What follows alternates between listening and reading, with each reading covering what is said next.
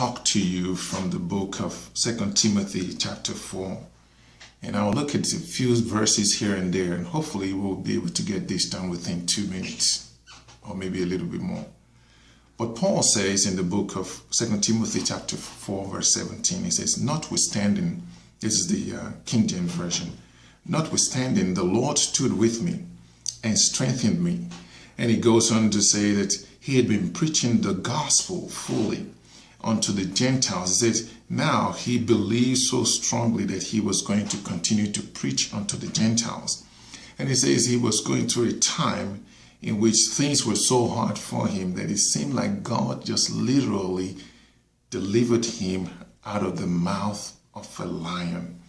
And I don't know about you, you would suppose that Paul at this stage in his life, when he just was about to die, and he had been talking about his death, at one time he said unto the disciples, he said, for me to live is Christ. He said, hey, I could go on home to be with the Lord right now, but I will stay here and continue with you for a while longer.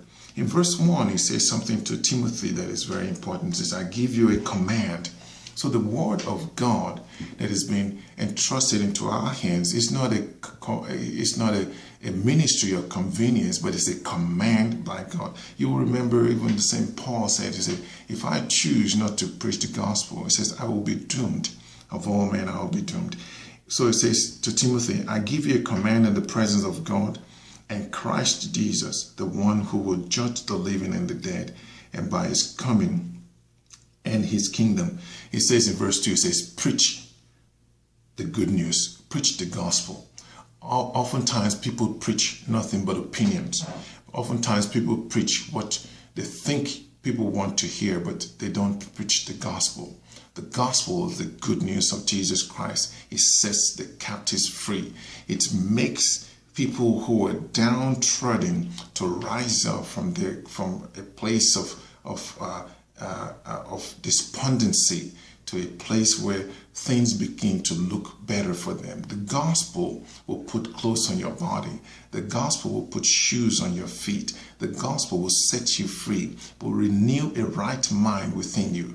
The Bible says in the book of Romans, it says, do not be conformed to this world, but be ye transformed by the renewing of your mind. Now let's look further at what Paul was saying unto Timothy. There were some things that caught my attention, and I could say a whole lot more.